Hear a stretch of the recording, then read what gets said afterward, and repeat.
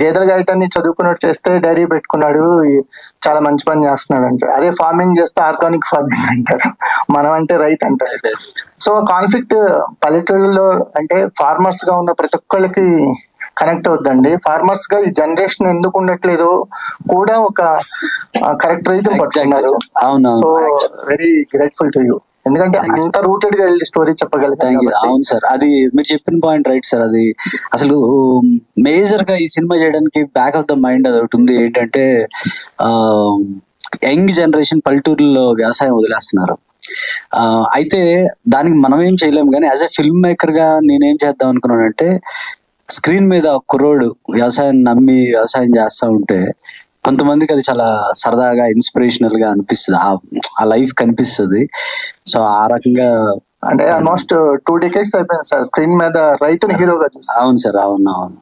అది ఇంతకు ముందు మనం కృష్ణ గారు వాళ్ళు ఉన్నప్పుడు ఉండింది ఇవి.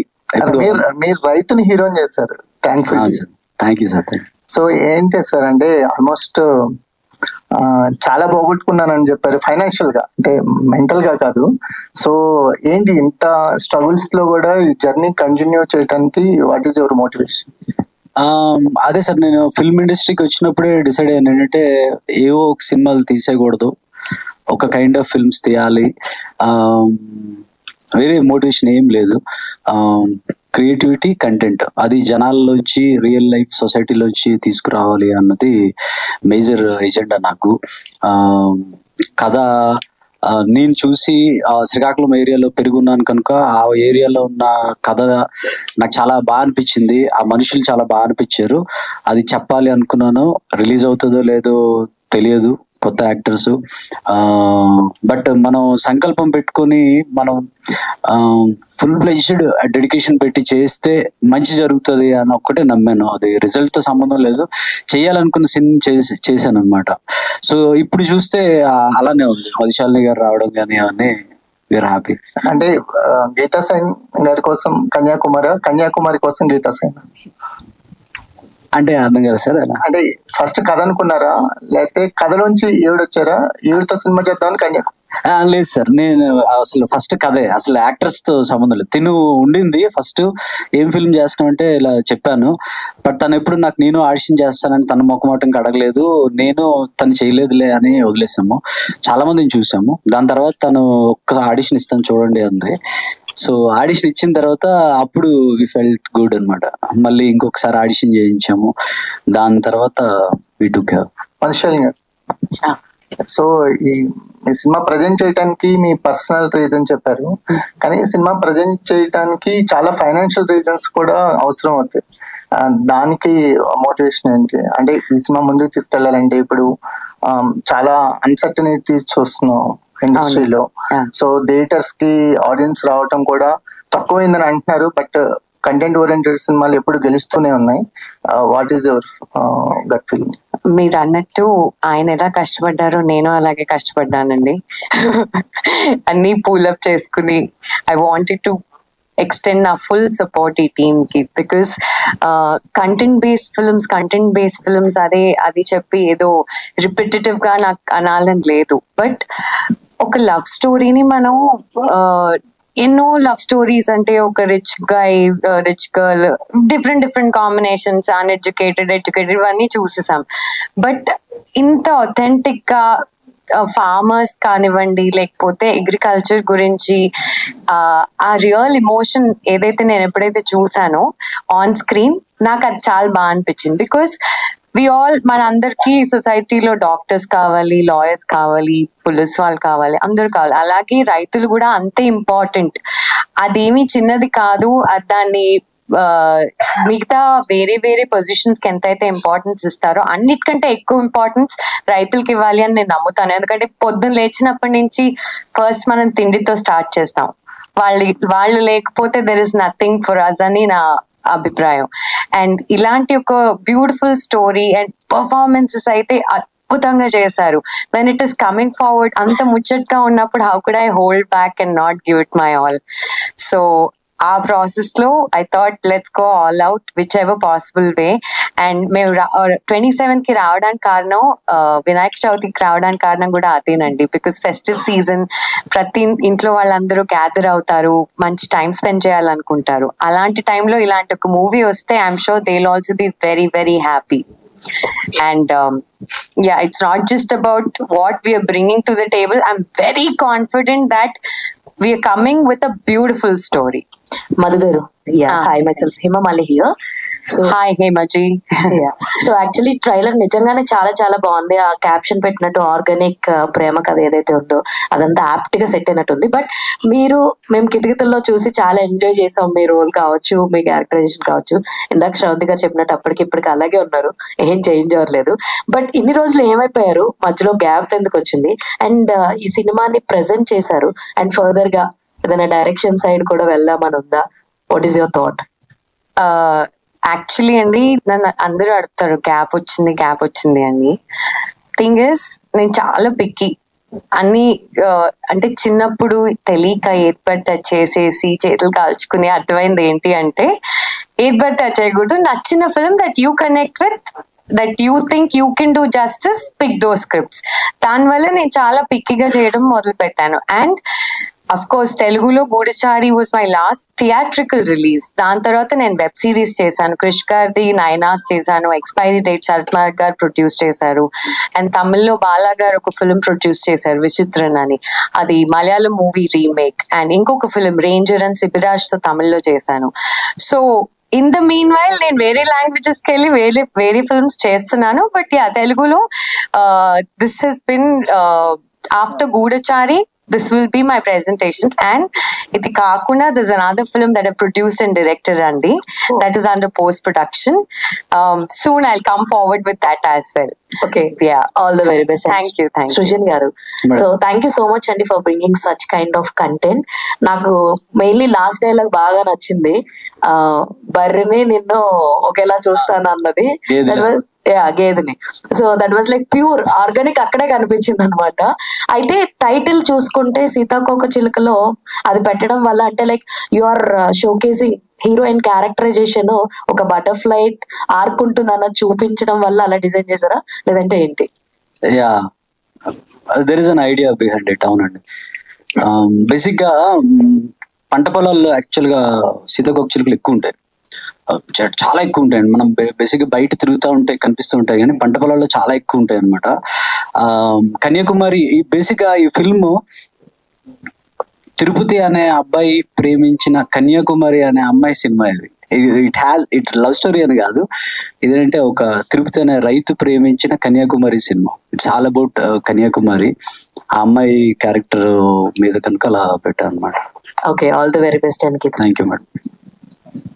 సో మీ డైలాగ్ డిక్షన్ చాలా బాగుంది, అండ్ మెయిన్లీ ఆ సారీ సేల్ చేసే డైలాగ్ చాలా చాలా బాగుంది. ఎన్ని టేకులు తీసుకున్నారు, ఎన్ని రోజులు రిహార్స్ చేశారు? యాక్చువల్లీ అది ఒక 2 days లో షూటింగ్ స్టార్ట్ అన్నప్పుడు యాక్చువల్లీ స్క్రిప్ట్ లో అది లేదు.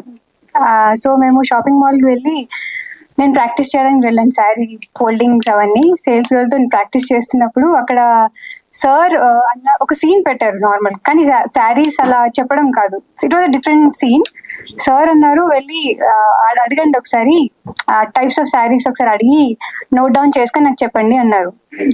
సో నేను వెళ్ళి నోట్ డౌన్ చేసి సార్ చూపిస్తే ఆయనకు ఐడియా వచ్చింది, ఇది కంటిన్యూస్ గా చెప్తే బాగుంటది కదా అని. యాక్చువల్లీ ఆయనకి నేను చెప్పేటప్పుడు నేను చాలా ఫాస్ట్ గా చెప్పేస్తున్నాను. తను బేసిక్ గా చాలా ఫాస్ట్ మాట్లాడుతుందండి. నేను షూట్ చేస్తున్నాను, తనకి నువ్వు వెళ్ళి నోట్ చేసుకోరా జస్ట్ వాళ్ళ దగ్గర అంటే, నేను షూట్ చేస్తుంటే నాకు వినిపిస్తుంది సింథటిక్ గ్రేప్ సిల్క్ అనేది తను రాస్తుంది అనమాట. ఏదో ఒకసారి చెప్పు అంటే చెప్పింది. ఐ థింక్ ప్రాక్టీస్ అయ్యి వీళ్ళు షూట్ ఇట్ అన్నాము. ఒకటి ఫస్ట్ టేక్ చేసేసింది, యాక్చువల్గా ఫస్ట్ టేక్ చేసేసింది. నాకు ఎందుకైనా సేఫ్ సైడ్ అని చెప్పి మళ్ళీ బ్రీత్ ఉంటది కదా, ఎందుకైనా అంటే మళ్ళీ చేయించా. చాలా క్విక్. ఐ థింక్ ఆఫ్టర్నూన్ పెట్టాం, మార్నింగ్ అనుకున్నాం, ఆఫ్టర్నూన్. సో ఈ రోజు నుంచి షూట్ స్టార్ట్ అన్నప్పుడు దట్ ఎర్లీ మార్నింగ్ నేను కూర్చొని నేర్చుకున్నాను ఆ డైలాగ్స్ అన్ని. అండ్ ఫస్ట్ టేక్ లో వచ్చిందండి. కానీ ఈ డైలాగ్ ఏంటంటే ఆల్రెడీ చాలా ఎక్స్పీరియన్స్డ్ ఉన్న ఆవిడలాగా చెప్పాలి, నాకు అన్ని తెలిసినలాగా. లోపల చాలా భయం ఉంది మర్చిపోతానని, కానీ బయట మాత్రం చాలా ఈజీతో చెప్పాలి. సో అది కొంచెం ఛాలెంజింగ్ అనిపించింది. So we took few takes, but I'm grateful వచ్చింది. థ్యాంక్ యూ అండి. గీత గారు, Geeta Saini hi. Title character చేస్తున్నారు కదా, మీ రియల్ లైఫ్ కి ఎంత రిలేటబిలిటీ ఉంటుంది? ప్లస్ an ఆర్గానిక్ ప్రేమ కదా అని క్యాప్షన్ పెట్టారు. What is your understanding about the caption? నాకు ఎంత రిలేటబుల్ అంటే I won't say complete opposite అని చెప్పను. కొన్ని రిలేటబిలిటీ ఉన్నాయి. ఏంటంటే కన్యాకుమారి చాలా అంబిషియస్ అండి, నేను కూడా అంబిషియస్. తను చాలా కన్యాకుమారి చాలా స్ట్రైట్ ఫార్వర్డ్ ఉంటుంది, నేను కాదు. I think only one point లో చాలా అంబిషియస్ దగ్గరే అదొక్కటే అండి. అండ్ ఆర్గానిక్ లవ్ స్టోరీ ఎందుకంటే క్యారెక్టర్స్ చాలా రియలిస్టిక్ గా ఉంటాయి, అండ్ సిచ్యువేషన్స్ కూడా క్యారెక్టర్స్ ఎలా ఫీల్ అవుతున్న లాగా ఉంటాయి అనమాట. అంటే ఏదో ఒకటి పెట్టేసాం సిచ్యువేషన్ లాగా ఉండదు. సో వాళ్ళ ఇమోషన్స్ త్రూ సిచ్యువేషన్స్ క్రియేట్ అవుతుంటాయి, ఆ సిచ్యువేషన్స్ నుంచి అలా స్టోరీ అవుతుంటుందండి. సో అది. And there are, I think, I'm sure ఇంకా ఆర్గానిక్ ఆ క్యాప్షన్ పెట్టడానికి మేజర్ రీజన్ ఏంటంటే ఒక కథ అల్లాలి, కమర్షియల్ గా ఈ ఎలిమెంట్ పెట్టాలి అలా పెట్టలేదు. లవ్ స్టోరీ నార్మల్ గా మన బయట జరిగే లవ్ స్టోరీస్ లో కూడా ఇది ఉంటుంది. సో ఆ న్యాచురల్ గా పుట్టిన లవ్ స్టోరీ ఇది, అందుకని ఆర్గానిక్ అని పెట్టా. రైతు, బేసిక్ గా రైతు వాడు నుంచి వచ్చింది. ఈ క్యారెక్టర్స్ డిజైన్ చేసినప్పుడు రియల్ లైఫ్ క్యారెక్టర్స్ చూసి రాశారా, లేదు completely fictional? Real life characters చూసి రాసిందానండి. రియల్ లైఫ్ క్యారెక్టర్స్ చూసి చెప్పాను కదా, నేను అక్కడ ఉన్నప్పుడు ఒక అమ్మాయిని చూసాను. ఐ ఫెల్ట్ బ్యాగ్ వేసుకుని ఎర్లీ మార్నింగ్ ఒక రూట్ లో వెళ్ళిపోతా ఉండేది. నేను యాక్చువల్ గా ఈ అమ్మాయి టీజర్ లో కూడా షార్ట్ ఉంటుంది, అదే రూట్ మీద అదే ప్లేస్ లో ఈ అమ్మాయి అలాంటి కైండ్ ఆఫ్ బ్యాగ్ తోనే తీసాను. సో అదే ప్లేస్ లో తీసాను నేను, ఎక్కడైతే ఇన్స్పైర్ అయ్యాను. గీత గారు, ఇక్కడ స్లాంగ్ కంప్లీట్ గా డిఫరెంట్. అంటే మీరు నేర్చుకుని ఉన్నది వేరు, కంప్లీట్ అక్కడ స్లాంగ్ డిఫరెంట్ ఉంది. సో డైరెక్టర్ గారు అక్కడి నుంచి వచ్చిన ఆ స్లాంగ్ పట్టుకుని మాట్లాడాలని చాలా డిఫరెంట్, యాక్సెప్ట్ చేయాలి పీపుల్. సో దానికోసం ఎంతవరకు యూనిట్ హోంవర్క్ చేశారు? ఎలాంటి డైలాగ్స్ గురించి which you felt difficult saying? Actually అంటే సార్ ఫ్రమ్ శ్రీకాకుళం కాబట్టి ఈ డైలాగ్స్ అన్ని నేను రికార్డ్ చేసుకుని ప్రాక్టీస్ చేసుకున్నానండి. దాని తర్వాత యాక్చువల్లీ షూటింగ్ వెళ్ళిన తర్వాత అక్కడ షూట్ చూడడానికి అందరూ విలేజర్స్ వచ్చేవాళ్ళు. సో షూట్ గ్యాప్ లో నేను వెళ్ళి వాళ్ళతో కూర్చొని మాట్లాడేదాన్ని. సో అలా నేను వాళ్ళని అబ్జర్వ్ చేసి వాళ్ళు ఎలా మాట్లాడుతున్నారని వాళ్ళు actually more observation vent into it అండి. అయితే సో అదే తనకి షూట్ ముందే వచ్చేసేదండి. షూట్ ముందే కొద్ది రోజులు వాళ్ళతో ఉంటాను అని అలా వచ్చేది. మా ఊరు అలా తిరిగి వాళ్ళ ఇంట్లో కూర్చొని అవన్నీ పట్టుకుండేది అనమాట. షీ కెప్ట్ లైక్, అంటే వేరే వాళ్ళు అలా ఉంటారు. మనం బేసిక్ గా ముందు రోజు వచ్చి నా హోటల్ ఎక్కడ ఏంటి అని ఎలా ఉంటుంది, బట్ తను ముందు ఒక 10 days ముందు వచ్చేది. తర్వాత ఎంత ఇన్వాల్వ్ అయిపోయింది అంటే, షూట్ అయిపోయింది, ఫిల్మ్ షూట్ అయిపోయింది, ఇంకా మరి షూట్ చేయమేమో అయిపోయింది అంటే ఏడ్చేది. ఈ క్యారెక్టర్ నుంచి నేను బయటకు వచ్చేయాలా అని ఏడ్చేది. మళ్ళీ ఒక 6 నెలల తర్వాత షూట్ కి వెళ్ళాం, దీంతో అయిపోయిందంటే మళ్ళీ ఏడ్చింది. రీషూట్ అంటే I was the very happiest. Reshoot అంటే షీ వాస్ హ్యాపీ. ఆ క్యారెక్టర్ వదలాలని తనకి లేదు ఇప్పుడు కూడా. సుజన్ సార్, సో ఈ టీజర్ ఆల్మోస్ట్ ఒక 1 year బ్యాక్ రిలీజ్ చేశారు. అప్పటి నుంచి ఇప్పటిదాకా ఈ ప్రాజెక్ట్ ని హోల్డ్ చేయడంలో కానీ, లేదు అంటే ఆ ప్రాజెక్ట్ తో స్టిక్ అనే ఉండడం కానీ ఎంత టఫ్ అది? చాలా టఫ్ సార్ అది. కాకపోతే మనకి ఇష్టం కనుక చేస్తాము. నాకు ఎలా ఉండిందంటే, ఫిల్మ్ చేసేటప్పుడు నా పర్సనల్ ఎక్స్పీరియన్స్ తో చేసిన అన్నట్టు నేనేంటంటే, నాకైతే సినిమా నచ్చాలి, ఫుల్ సాటిస్ఫాక్షన్ రావాలి, ఇంకొక సినిమా ఉంది అని అనుకొని చేయకూడదు. This is the final thing. నేను ఫైనల్ ఫిల్మ్ అనుకుంటే ఎలా చేయాలి అలా చేయాలనుకున్నా. అందుకని నేను కాంప్రమైజ్ అవ్వలేదు. చాలా టఫ్, గిట్స్ అని చెప్పినట్టు చాలా రోజులు బాధపడిన ఉన్నాయి, హోప్ కోసం వెతికిన రోజులు ఉన్నాయి. ఇది ఎలా చేసామంటే, ఎవరైనా ఒక 30,000 ఇస్తే ఆ 30,000తో ఏం వర్క్ చేయొచ్చు అలా వర్క్ చేసాం. మీరు చూస్తే ఈ ఫిల్మ్ లో సాంగ్స్ అన్ని నేనే రాశాను. అంటే వచ్చి కాదు, డబ్బులు సేవ్ చేయొచ్చు అని. బట్ ఎక్కడ నేను టెక్నీషియన్స్ వైజ్ చూస్తే ఎవ్వరు కాంప్రమైజ్. ఇప్పుడు మన రవి నెడుమత్తి అని ఎక్స్ట్రాడినరీ మ్యూజిక్ ఇచ్చాడు తను. అంటే ఐ గాట్ ఆ మనసు పెట్టిన వాళ్ళే దొరికారు. నా ఎడిటర్ నరేష్, తను అప్పటి నుంచి ఇప్పటి వరకు నాతో ఉన్నాడు, హోల్ క్రియేటివ్ ప్రాసెస్ లో ఉన్నాడు అనమాట. అలా దొరికారు కనుక చేయగలిగిన. ఎవరు లేకపోతే మాత్రం చాలా కష్టం అవుతుంది. శాలిని, ఈ ప్రాజెక్ట్ కి ఏ టైంలో మీరు ఎంటర్ అయ్యారు? ఆల్మోస్ట్ అంటే వాళ్ళు ఒక టీజర్ రిలీజ్ చేసి కానీ లేదంటే ప్రొడక్షన్ స్టేజ్ లో you might not be part of the film కదా అప్పటికి.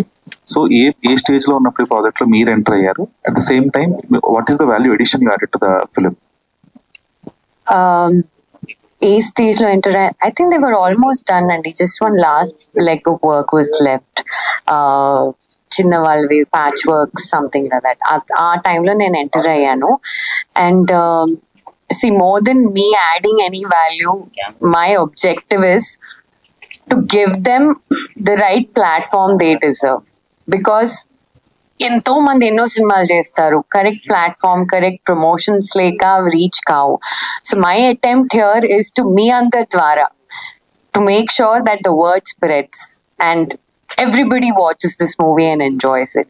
Though నేను చివరికి almost towards the end enter అయినా కూడా నాకు ఈ కనెక్షన్ ఈ టీమ్ తో ఎప్పటి నుంచో ఉన్నట్టు అని అనిపించింది. In fact especially Geet, when we see good performers on screen, especially నాకు చాలా ఆనందంగా ఉంటుందండి.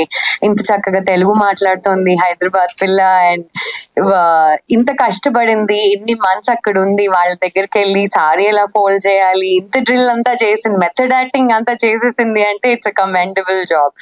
So my only attempt is to bring them in my capacity, నా వల్ల ఎంత అవుతుందో అది. And I request you all to promote this film and give it its due recognition that it needs.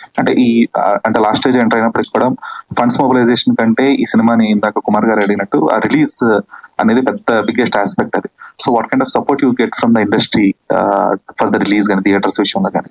Release అంటే మేము యాక్చువల్లీ చాలా debate చేసామండి ఎప్పుడు రావాలి, ఎందుకంటే ఎప్పటి నుంచో ఈ వీకా నెక్స్ట్ వీకా, ఇన్ఫాక్ట్ ఈ వీక్ కూడా మేము అనుకున్నాం. అండ్ దెన్ వీ రియలైజ్ చాలా పెద్ద మూవీస్ కూలీ అండ్ వార్ వస్తున్నాయి, వార్ 2, అండ్ నెక్స్ట్ వీక్ ఇంకా వస్తున్నాయి. సో మేము కూడా 27th వచ్చేటప్పుడు it's not like we're the only film అండి, we're coming up with Raviteja గారు ఫిల్మ్ అండ్ నారా రోహిత్ గారు ఫిల్మ్. సో మాది ఒక చిన్న అటెంప్ట్. వీ హోప్ ఆ పెద్ద సినిమాల మధ్యలో we get people's attention and do it. So ఆ రోజు రిలీజ్ చేయడానికి కారణం మా గట్ ఫీలింగ్ అండి, మా ధైర్యమే. Because we believe in the content. Srujan గారు, లాస్ట్ క్వశ్చన్. అంటే క్వశ్చన్ ఏం లేదు. సో అంతా బాగుంది, ప్రమోషన్స్ బాగున్నాయి, అండ్ సినిమా రిలీజ్ తర్వాత మీరు అమ్మేసిన రింగ్స్, చైన్స్ అన్ని మీకు రావాలని కోరుకుంటున్నాను. థ్యాంక్ యూ అండి, thank you so much. Thank you to all the media. So soon theatres లో చూడబోతున్నాం కన్యా. Like, share, subscribe LGTV. Please subscribe to LGTV. Like, share, subscribe LGTV. Subscribe LGTV.